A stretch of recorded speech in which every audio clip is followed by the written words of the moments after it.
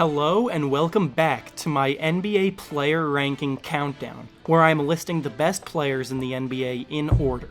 My last video, I ranked numbers 11 to 25 on this list, so if you haven't seen that yet, make sure to go back and check that out as well. Today, I will be finishing this countdown with the top 10 players in the league currently. Before I get into the top 10, make sure you subscribe to the channel, as all support for the channel is very much appreciated.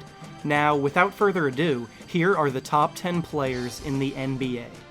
Coming in at number 10 is Chris Paul of the Houston Rockets. Before the season, there were quite a few people under the impression that Chris Paul was slowing down and wasn't as valuable to winning as he used to be. He was coming off a disappointing stint on the Clippers, where he was not able to reach the Western Conference Finals. Even when he signed in Houston this summer, there were doubts about whether or not him and James Harden would be compatible on the same team. The moment he stepped onto the court for Houston, however, all of that changed. It was clear just how good he still was. Chris Paul has always been an elite floor general, but the other area of his game that he impacts in a big way is on defense. Last year, the Houston Rockets were only the 18th ranked defense in the NBA. This year, after adding Paul, they became the 6th best defense in the NBA. Paul settled into his role nicely as a secondary playmaker, and at the end of the year, the Rockets were even one win away from going to the NBA Finals. Then Paul got hurt, and without him they couldn't win, but if he hadn't gotten hurt, we might have been referring to Chris Paul as an NBA champion. Next up on this list, at number 9, is Joel Embiid of the Philadelphia 76ers. Again, before the season, there were plenty of questions about his health and whether or not he can be relied upon. The Sixers were being picked to finish around the 7 or 8 seed in the East because of this, and the youth of the team wasn't supposed to make any real noise yet. Embiid proved all of these worries wrong, and led the Sixers to 52 wins, which was good enough for the 3rd seed. The only injury he sustained was a knock to the face on a freak accident, which isn't even a result of being injury prone, it's just a crazy accident. Embiid is one of the best defensive players in the entire league, and is being recognized as such by making second team all-defense, as well as being a finalist for the Defensive Player of the Year award. The Sixers were the 3rd best defensive team in the NBA this year, and Embiid's rim protection was the biggest reason for that. Add in the fact that he averaged about 23 points and 11 rebounds per game, and he's already one of the best two-way players in the league, with plenty of room to grow. Coming in at number 8 in this countdown is Giannis AntetokounmpoM of the Milwaukee Bucks. The improvement of Giannis has been nothing short of phenomenal to watch over the course of the last few years, especially given that what he's had to deal with in that same time. His Bucks have had so much potential, but because of the dysfunction from the coaching staff and ownership, he is kind of getting held back. Going into the season, the Bucks were supposed to compete for home court advantage, but after firing coach Jason Kidd, the team never really gelled.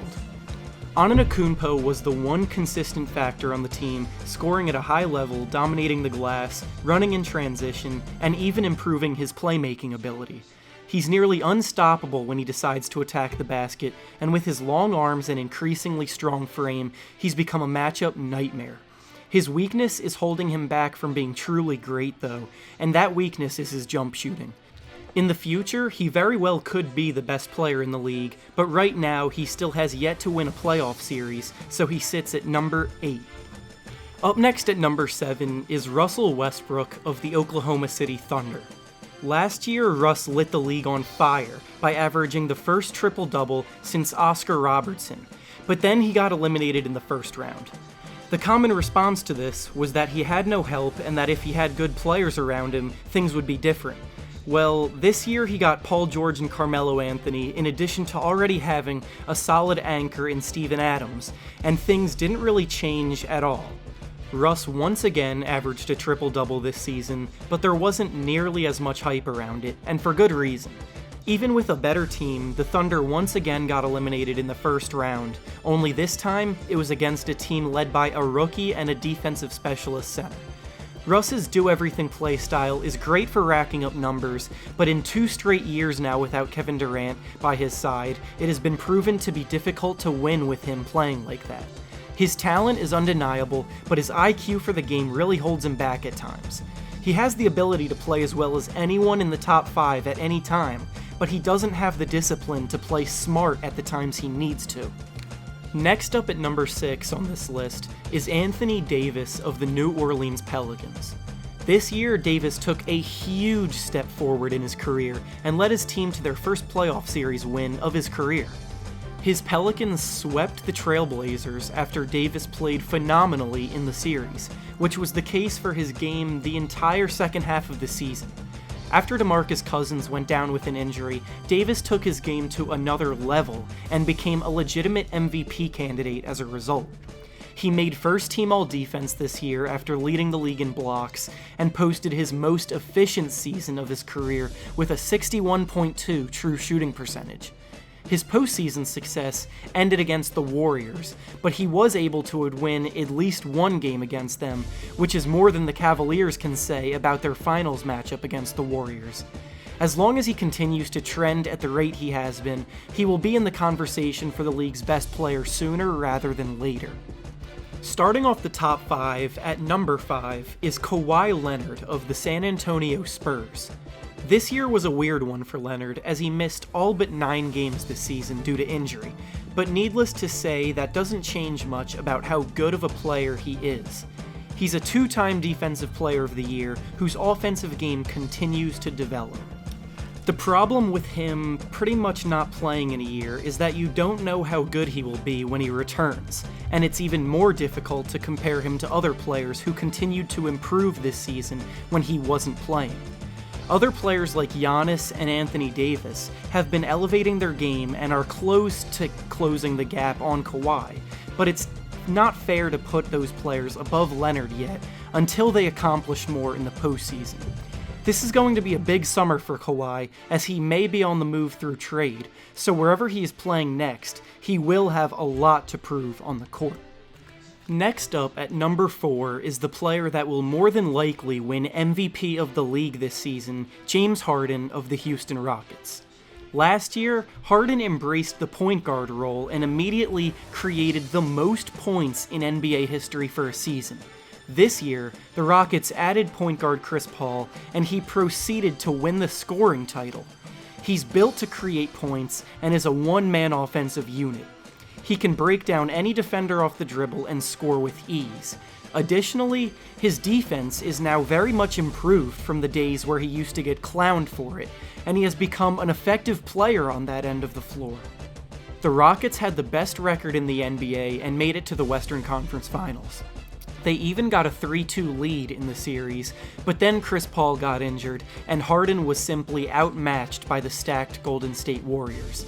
If Paul had not gotten injured, the Rockets would have had a very good chance to win the NBA Finals, and if James Harden was a champion, he may have cracked the top 3, but injuries happen, so we'll never know, and he settled into the number 4 spot on the list.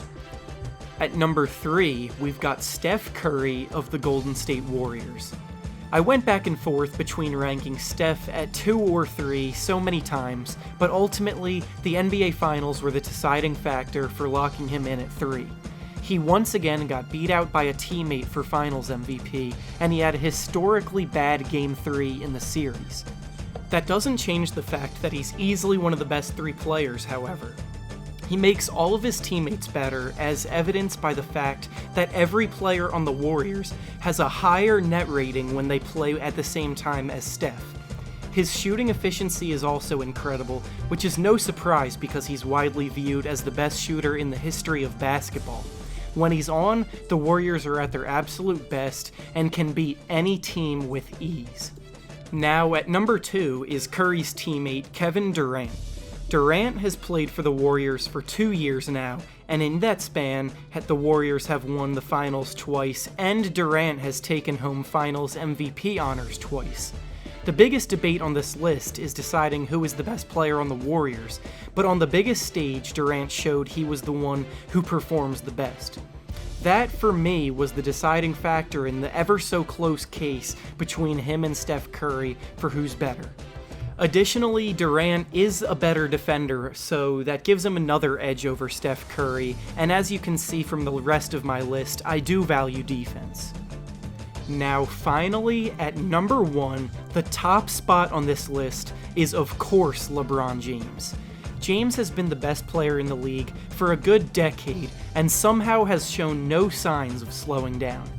He had arguably his best offensive season of his career this year and dragged a depleted Cavaliers team to the NBA Finals for a personal 8th time in a row.